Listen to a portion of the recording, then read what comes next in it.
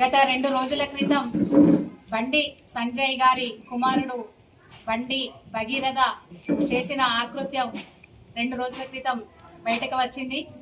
అయినా కానీ వాళ్ళు పోక్సో చట్టం కింద కేసు నమోదు చేసినా కానీ ఆ అమ్మాయి ముందుకొచ్చి, ఒక 17 సంవత్సరాల అమ్మాయి మైనర్ బాలిక ముందుకొచ్చి నాకు అన్యాయం జరిగిందని చెప్పి ముందుకొచ్చి వాళ్ళ తల్లిదండ్రులు కేసు పెట్టడానికని పోలీస్ స్టేషన్కి వెళ్తే అక్కడ కేసు నమోదు కాకుండా ఒక డ్రామా క్రియేట్ చేసి దానికన్నా ముందు హైదరాబాద్లో కేసు నమోదు కాకుండా దానికన్నా ముందు ఇక్కడ కరీంనగర్లో హనీ ట్రాప్ కేసు ఇక్కడ బుక్ చేసిన తర్వాత అమ్మాయి మీద కేసు బుక్ చేసిన తర్వాత అక్కడ హైదరాబాద్లో బండి సంజయ్ కుమార్ మీద కేసు నమోదు చేయడం జరిగింది. అంటే ఎవరు ముందు చేసినారంటే ఒక అమ్మాయి, ఒక 17 సంవత్సరాల అమ్మాయి తనకు అన్యాయం జరిగిందని చెప్పేసి ధైర్యంతో ముందుకొచ్చి వాళ్ళ పేరెంట్స్ కూడా తనకు సపోర్ట్ చేసి ఈ విషయాన్ని బయటికి తీసుకురావాలని చెప్పి బయటికి వస్తే ఇక్కడ ఉన్న కేంద్ర మంత్రి బండి సంజయ్ గారు ఇక్కడున్న రాష్ట్ర ముఖ్యమంత్రితోని చెట్టాపట్టాలు వేసుకుంటా చీకటి ఒప్పందాలతో ఈ రాష్ట్రాన్ని సర్వనాశనం చేస్తామని అనడానికి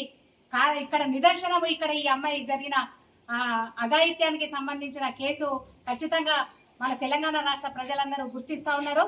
ఎందుకనంటే అక్కడ బండి సంజయ్ తోని అక్రమ ఒప్పందం చేసుకొని ఇక్కడ తన కుమారునికి ఎలాంటి నష్టం జరగకుండా కాపాడే దిశలో ఇక్కడ రేవంత్ రెడ్డి ఉన్నాడనేది దీనికి నిదర్శనంగా కనిపిస్తుంది.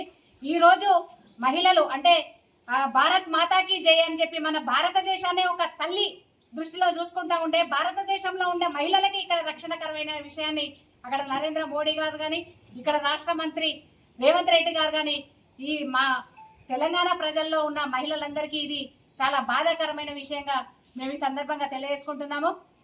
ఎందుకంటే ఇప్పుడు బేటీ బచావో బేటీ పడావో అనే నినాదాన్ని పట్టుకొని తిరుగుతున్న అటు నరేంద్ర మోడీ గారు బేటీకో బచావో అనే దుస్థితిని ఇక్కడ మన భారతదేశానికి తీసుకొచ్చిన, అంటే మీరు కన్న పిల్లల్ని మీరే రక్షించుకోండి, మాకు ఎలాంటి సంబంధం లేదు అనే విషయాన్ని ఇక్కడ పూర్తిగా స్పష్టంగా మనకు కనిపిస్తూ ఉన్నది. ఇప్పటికైనా కానీ బండి సంజయ్ గారు ఖచ్చితంగా మీ పదవికి రాజీనామా చేయాలి.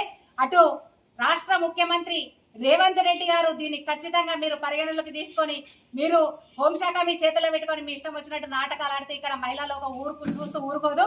ఖచ్చితంగా వెంటనే ఆ కేసు నమోదు చేసి వెంటనే శిక్ష పడాలి. యావత్ కారాగార శిక్ష పడే విధంగా ఖచ్చితంగా పడాలని చెప్పేసి మా మహిళా లోకం డిమాండ్ చేస్తున్నాం.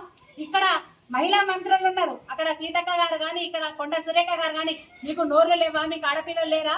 ఇంత పెద్ద విషయం జరుగుతుంటే కూడా మీరు మీ రాజకీయ లబ్ధి కోసం ఒక్క మాట కూడా మాట్లాడతలేరంటే మీరు మహిళలు కదా అనే విషయాన్ని మేము ఈ సందర్భంగా మేము అడుగుతున్నాం మిమ్మల్ని. ఖచ్చితంగా ఒక బీఆర్ఎస్ పార్టీ పక్షపాతంగా నిష్పక్షపాతంగా మేము మహిళా లోకానికి కానీ ఏ విధంగా కానీ ఎవరికి ఏ సమస్య వచ్చినా కానీ మా బీఆర్ఎస్ పార్టీ ముందుంటుంది, అండదండలు ఖచ్చితంగా ఉంటాయి. ఖచ్చితంగా ఆ అమ్మాయికి న్యాయం జరిగే వరకు మా బీఆర్ఎస్ పార్టీ పక్షాన మా మహిళా లోకం ఖచ్చితంగా మీ వెన్నుదన్ను ఉంటాం.